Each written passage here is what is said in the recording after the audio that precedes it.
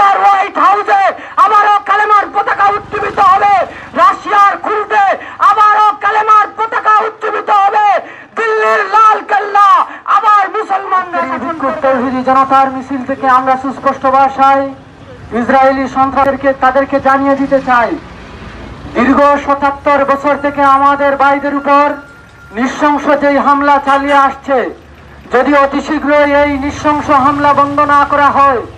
৫৭টি মুসলিম country, ২৫০ কোটি মুসলমান এমন ভাবে নারায়ে তাকবীরের ধ্বনি স্লোগানে উচ্চারিত হবে, যেইভাবে শাহজালালে মুজাররদে ইয়ামানি নারায়ে তাকবীরের স্লোগানের সাথে রাজা গৌর গোবিন্দের রাম মন্দির বঙ্গে চূর্ণ বিচূর্ণ হয়েছিল, ঠিক সেইভাবে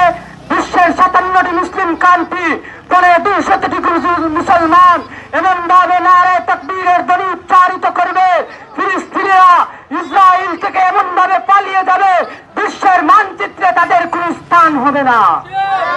আরো সুস্পষ্ট ভাষায় জানিয়ে দিতে চাই, হে তৌহিদি জনতা, হে মুসলমান, তোমরা এমন ভাবে শপথ গ্রহণ করো, ইনশাআল্লাহ ইনশাআল্লাহ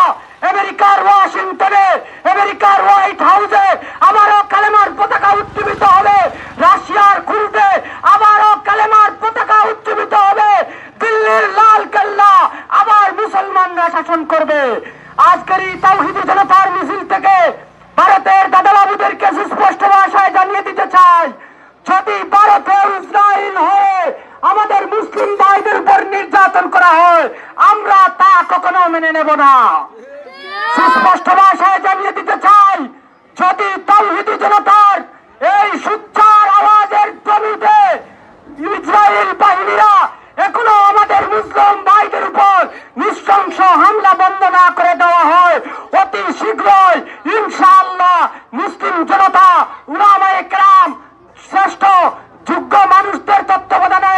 আমরা ফিলিস্তিনে গিয়ে এদের বিরুদ্ধে জিহাদ করব,